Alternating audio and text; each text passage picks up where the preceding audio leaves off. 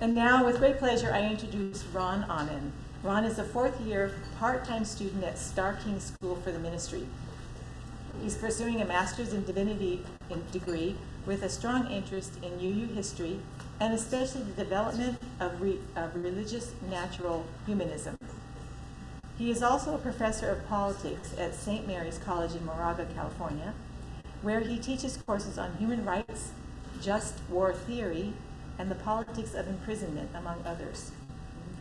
In a few years, Ron is looking forward to retiring from college teaching to take up pastoral work in a UU congregational setting. Ron was with us a couple months ago, and we're very happy to welcome him back. Ron? Thank you.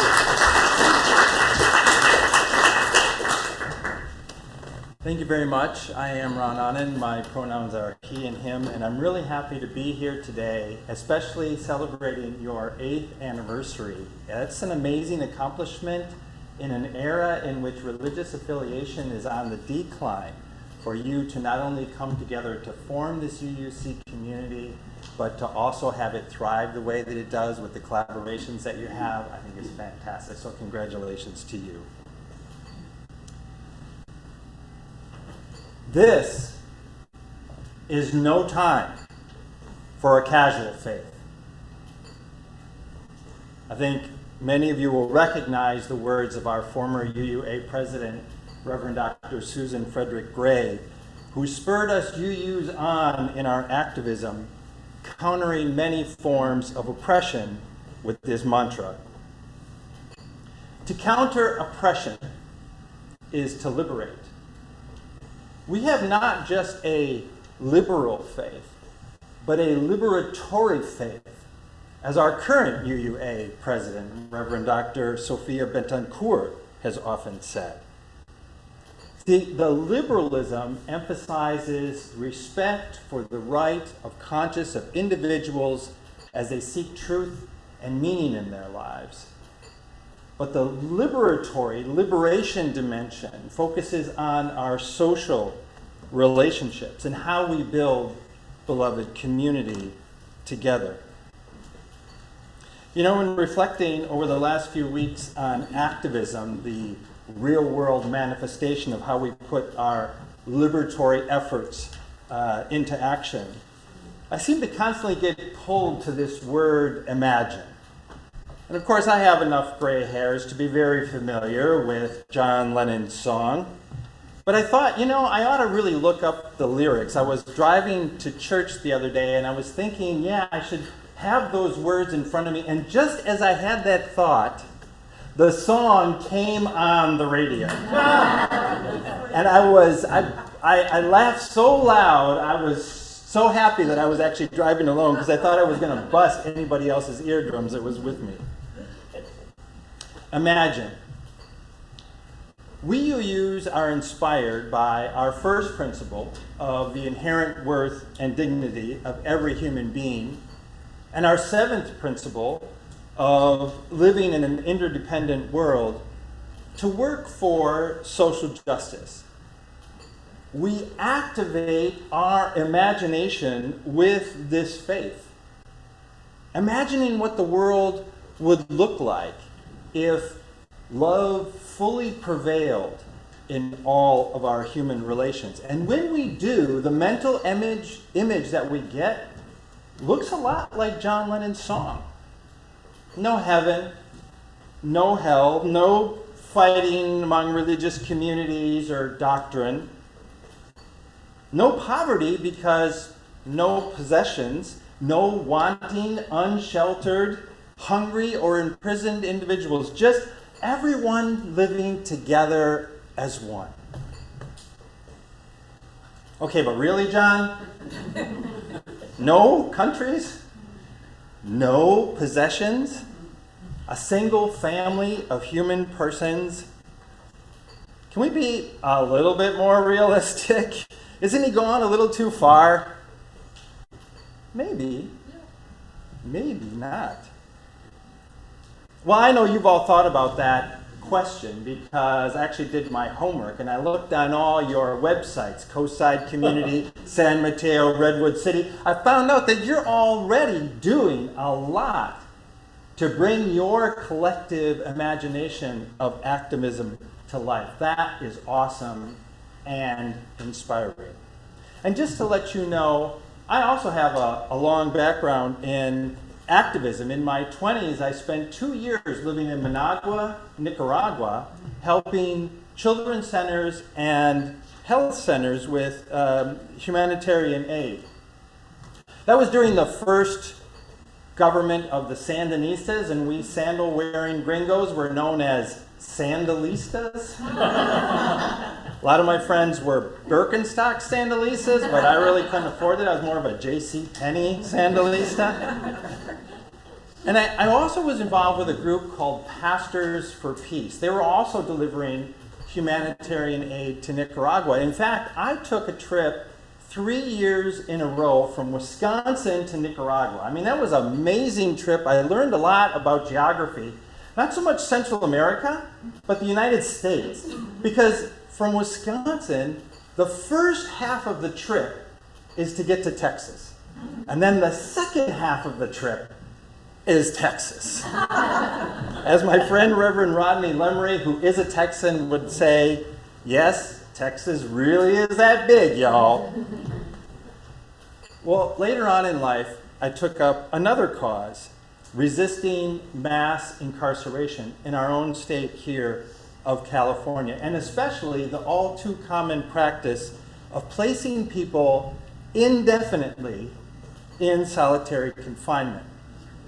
So today I wanted to share with you just a part of the story of how a few dozen activists of many different faiths and a small group of incarcerated individuals were able to overturn the policies that sustain their inhumane conditions. And I want to draw some lessons that I think that we have for all of our activist work that deal with our faith, our imagination, and our activism. So in 2010, January of 2010, a small group of men incarcerated in the so-called Supermax security prison at Pelican Bay, that's on the border between California and Oregon, began to write some of us on the outside about staging a system-wide prisoner hunger strike. They sought to end the use and abuse of indefinite placement in solitary confinement cells, otherwise called security housing units, or SHU, S-H-U. Here's the issue.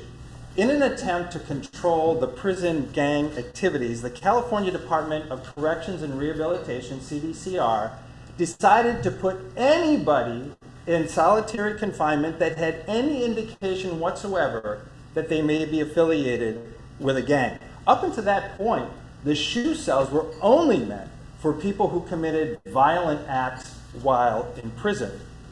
Well, after a while, CDCR started using anything as evidence of gang affiliation, including an Aztec calendar in their cell, a birthday card signed by another prisoner, or exercising in unison together with your friends on the yard. For such non-violent, non-dangerous acts, people were put into solitary confinement indefinitely. So when the strike began, 5,000 men were in solitary. In fact, it was so overstuffed, they had a cellmate in solitary. It's true. And there were still people waiting to get in.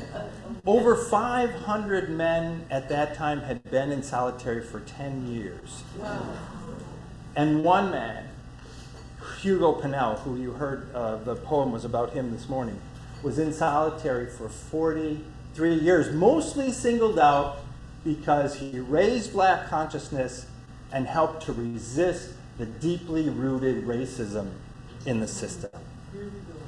But at 43 years in solitary confinement for resisting racism isn't cruel and unusual, I don't know what else can be. Well, around that time, I became heavily involved with as a volunteer with a group called California Prison Focus. This was in part with my teaching on imprisonment. I used to take my students into the prison. In fact, I taught the class this last fall, and one of my students afterwards said, "Oh my gosh, thank you so much for this course, Professor Ahnen. I would have never made it into prison without you." Well, California Prison Focus was actually specifically focusing on the conditions of the SHU. So this was really our issue.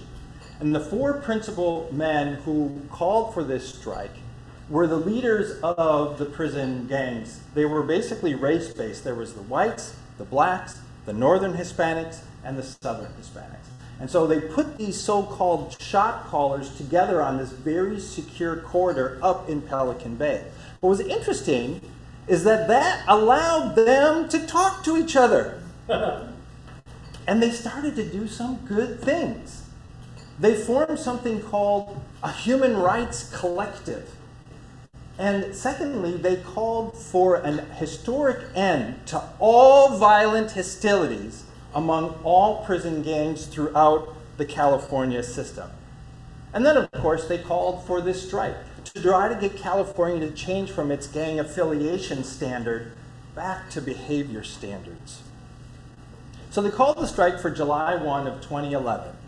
And incidentally, CDCR announces the week before the strike that on July 4th, 3 days into the strike, that they were going to serve, because it's July 4th, ice cream with fresh strawberries, which they have never done before, just to show you how petty the state was in wanting to resist justice. Well, on that first day, 6,600 prisoners refused their meals. But it was still only after 3 weeks that the CDCR finally decided, okay, we'll rewrite the policy, and the prisoners suspended their strike. But some of the drafts that came out were really not acceptable, and they had to strike again, and then a third time. The third time that came around, July of 2013, 30,000 prisoners rejected their meals. Well, to make a long story short, they finally won their struggle, and CDCR actually did change its policy back to behavior-based. And as a result, today, thousands of men who used to be locked down can get out of their cells, they can walk on the yard, they can interact with others, and they can have contact visits with their family members. So, in reflecting on our successful activism, I wanted to underscore 4 lessons that I think can be applied to any of our faith-based projects. Now, as an aside, I should let you know that I learned in my preaching class that any more than 3 takeaways was too much for one sermon. So I'm going to stretch it a little bit.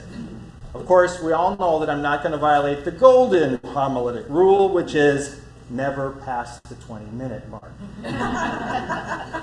Okay. So first, I think we need to follow John Lennon's lead and really stretch our imaginations. You know, it's easy, especially after years of activist work, to begin to lose some of our idealism and fall temptation to cede towards more mediocre or realistic goals. I mean, how hard is it to imagine that a few of us activists in Oakland and some starving prisoners in the northern part of the state could actually get the $10 billion bureaucracy that is CDCR to change its policy? And yet, that was necessary in order to accomplish that. Can we end racism? Can we find shelter for every unhoused person? Can we welcome all immigrants? Yes, yes, and yes. Second, we need community. We need our faith community first to help us educate and form our collective imagination about social justice issues. You know, the SHU policy was kind of complicated at first, and we had to learn about it before we could figure out how to educate the public about it. But we also need community because we will grow weary at times in our struggle. And it's then that we need to support each other. We need to have those people next to us letting us know that we're doing the right thing right now, even if it sometimes feels a little bit like Sisyphus. And third, who leads matters. I was one of 7 members of the prisoners' mediation team that we were constantly traveling to Sacramento to negotiate with CDCR during this time. And I was also one of a few dozen people who founded the Prisoner Hunger Strike Solidarity Coalition. So I was proud of our accomplishments, but let's get this straight. We didn't lead this movement. This movement was led by the prisoners. They're the ones who put their lives on the line. They starved themselves. Our job was to center and to amplify their voices. I remember one of the hunger strikers saying, without you activists, we could have done nothing. We were just starving ourselves in the corner of the state. Okay, we tried to be effective allies, but I can tell you, without their hunger strike, we would have never had the influence that we had to reshape policy. And finally, let me add my 4th point by digging a little deeper and actually asking you this question. When we counter oppression with our activism, to whom is that action directed? Some might say community or government leaders, like the Common Council, the county sheriff, secretary of CDCR. And that makes sense. We want to point our activism towards those people that we think have the power to change our oppressive institutions. But others will say, no, it's the disenfranchised and the dispossessed, like the children of Nicaragua, the prisoner in Chu, the undocumented individual. Our activism has to be focused on reaching those people who experience oppression directly. I think there's truth to both answers, but I would like to add a third group: ourselves. The oppressive structures, behaviors, and institutions that we so desperately seek to change exist due to the cooperation and compliance of everybody living in society, and that includes you and me. A ghost town can't be racist. If a town is racist or exclusionary in some way, if a country is sexist or homophobic or discriminatory in some way, it is because of the people there. All of us who are participating in it. That might not be a comfortable fact, but our imagination needs to admit that at some level, you and I are part of the story of our oppressive society. You and I are part of the problem. So the first step in our activism is to investigate how we may be in need of change on the inside, in our minds, in our hearts. We have to investigate how we are related to these oppressive structures. How many UUs do I know have balked at addressing white supremacy culture head on because they can't imagine or don't want to think that how they think and how they act could actually be feeding that culture? Unfortunately, it's a good number. Friends, our activism cannot only be directed outward. We also must direct our desire for change at ourselves. And I'm convinced that unless we carry out the spiritual work to understand our relationships with oppressive structures, that we're not going to be able to accomplish much.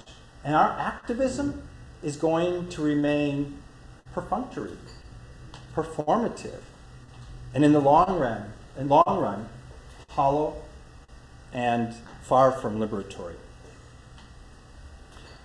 Let me end with some good news. The good news is simply this: we can succeed. The Unitarian Reverend Theodore Parker, in 1852, 170 years ago, said this, quote, "I do not pretend to understand the moral universe. The arc is a long one. I cannot calculate the curve and complete the figure, but from what I see, I am sure it bends towards justice," unquote. That Unitarian minister, of course, was the inspiration for MLK's probably more well-known quote. But even if we can agree that the arc of the moral universe is long and it bends towards justice, I would just like to remind us that it does not bend on its own. It takes us. It takes all of us. This is still no time for a casual faith.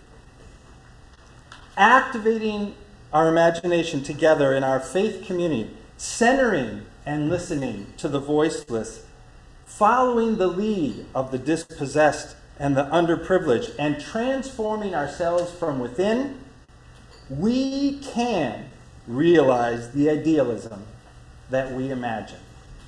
We can create just and beloved communities. In fact, we, all of us, not just UUs, all of us, are the only ones that can make it so.